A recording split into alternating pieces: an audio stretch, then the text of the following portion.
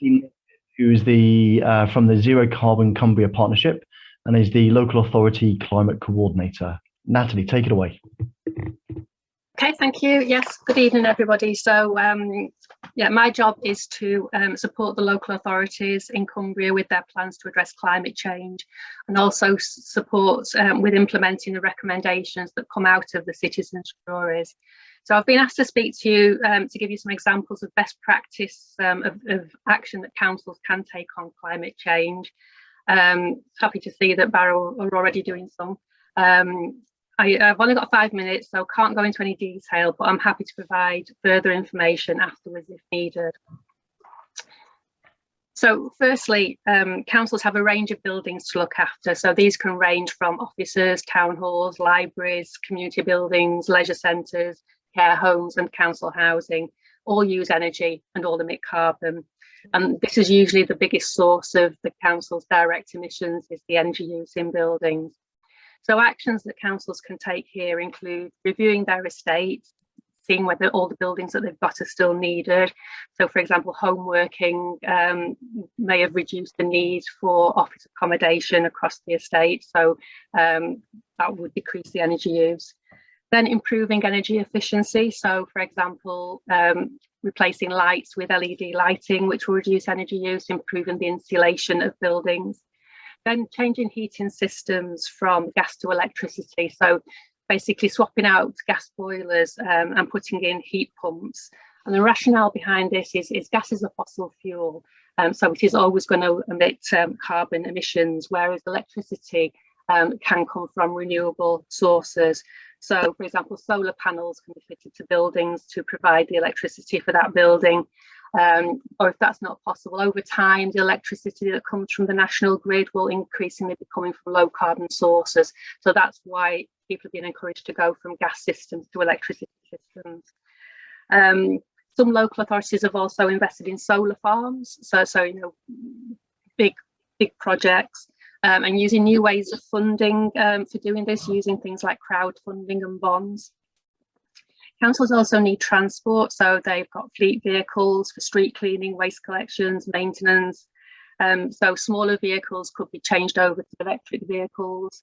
Larger vehicles such as the refuse collection vehicles or bin wagons, they're a bit more difficult.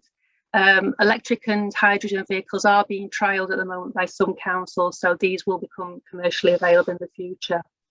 Now, you also need the infrastructure, so there's no point in buying electric and hydrogen vehicles if you haven't got the means to charge or refuel them. So that's something else that needs to be taken into account. So it's not just straightforward changing over. Council staff, they also use their own cars for meetings and visits. So emissions from this could be reduced by providing pool vehicles.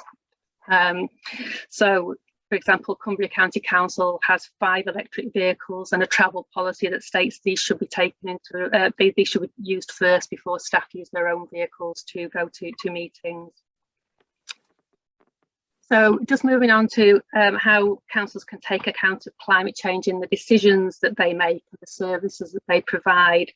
So councils have a range of policies and action plans which set out how they're going to deliver their services.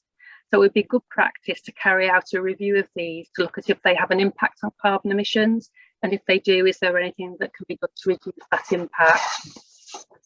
So some councils have developed climate impact checklists or decision tools, so staff can use these to help assess those plans and policies to see if they do have any climate impacts.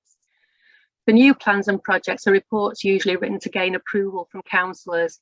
So all councils have what's called a standard template for reports for decisions to be made, and they have compulsory sections that need to be filled in. So councillors can see the impact on finances or equality and diversity. And some councils have also added in a section to this template, so climate impact is also addressed. So for council staff and councillors to address climate impacts in their work, they need to have the knowledge to do this. So an increasing number of councils are providing what's called accredited carbon literacy training. So it's basically training on climate change. So staff are trained and able to have the knowledge to do that in their work. So just very quickly mentioning some other areas. So some councils are putting climate change into job descriptions and performance reviews, so that staff have to have regard to climate impacts in their work. Also procurement, so council buy goods and the contract services, so again climate impact can be written into tendering processes. Councils can work with their suppliers on carbon impacts. Looking at pension schemes, so looking at whether money's being invested from council pension schemes in fossil fuel companies and whether we need to look at divesting from that. Councils can also encourage low carbon development through the planning process and provide guidance called supplementary planning documents, but that's guidance for developers on how to have low carbon development projects.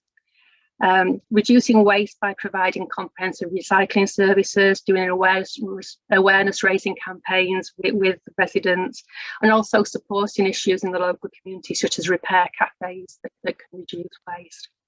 And then just finally supporting local communities to take action on climate change, so through community development teams and councils, providing grant funding for community projects, holding things like this, like a citizens jury, consulting with residents and citizens. Okay, and that's me done, so I hope that was just about 5 minutes.